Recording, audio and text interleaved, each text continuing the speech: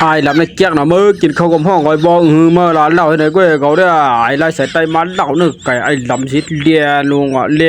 à cả bắp ấy hái tụ bè nàng hứa body bên hangเสือตอนตาขาวนั่นพี่น้องใต้ก็ได้เสียเขาอย่าปีลืมเตียกซับสักค่าอะไรอย่าปีลืมเตียกไล่ปันขาวสีกำขาเฮ้ยรวยได้ขจายมาไอ้ก็มาเรียกว่าตุกเจ้าเฮ้ยรวยไอ้นี่นักเด็กไก่เบื่อเลยหายตัวลงกับเป็ดรวยมันหมอไหนไอ้นี่มันหีหายตัวเลยมาไอ้ลำนี่ก็เจอลำไหนเอามาปราบแล้วลูกหรอหายโดมหายเลยละมามองด้วยแท็กกำลูกบาปโลมหายเลยนี่เกาอย่าให้มาไอ้นี่มันมีกระถายช่างเนี่ยอยู่มาเล่าเนื้อไก่ก็เดี๋ยวลงมาหายตัวเป็ดโลมันเกาหลายกลมหายก็โลเคยเจอไว้มาโลเยี่ยงเนี่ยมาจังไหนนี่หายกลมก่อนไหนแต่ปีหลับเขาก็โลเจอลำไหนเฮ้ยโลกินข้าวน้องๆเลยลวงอีสังมือโลไปมือกินให้เพื่อนกูนะเมื่อกับเจ้าโม่บ่นะไอ้กลมเนี่ยเลอปากไอ้ไหนหายโดเป็ดเลอดูขึงไล่มาไอ้ไหนก็ดักถุงปืนเมาเฮ้ไอ้กลมหันแทงยังวะดูเรียนมาเดี๋ยวกับเดี๋ยวต้นโป้เอาไหนดูไอ้กลมหันยังเฮ้ดูไอ้ไหนใครหมกขึงไว้มาเฮียไหนมาปากก็ได้หายตัวไปแทงยังเฮ้ลูกคือเจ้าเบื่อแล้วเนี่ยไอ้ไหนก็อยู่มาดักถุงเว้มากันเลยหายตัวไปไหนเดี๋ยวนี่ไอ้กลมเนี่ยหันอยู่เจอมีเอาเฮ้หลุยเยี่ยงเนี่ยมาถึงไหนเด้พวกมันได้ใครเจอได้มาไหนโลวิชาเนี่ยจะลำน้าว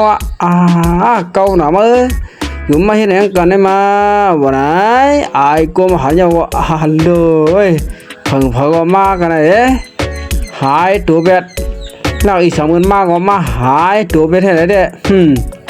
จำด้วยอยู่ว่าถึงกำเก่าอยากก็ไม่ได้ไอ้กวมมันวางเสียงเก่าไหนถึงกำเก่ามั้ยหาขึงไล่ว่าก็ไหนป้าไปไหนหายตัวก็หัวมันหยาบจังไหนเด้หันหลังเหมือนไม่กันก็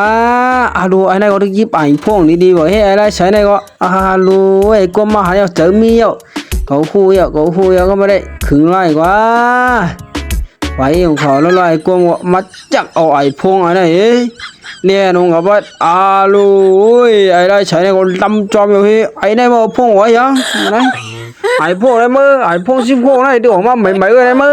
ลูไอ้นี่ลาดิเขียนได้มาไอ้กลุ่มเดียวน้องมากันไรป้าบาหายตัวกับเบ็ด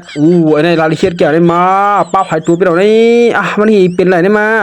ไอ้กลุ่มมัดตัวได้เฮิร์นบนนี่ว่าให้ลูแล้วมันก็ได้ไอ้พงตึกจวมหมุนนี้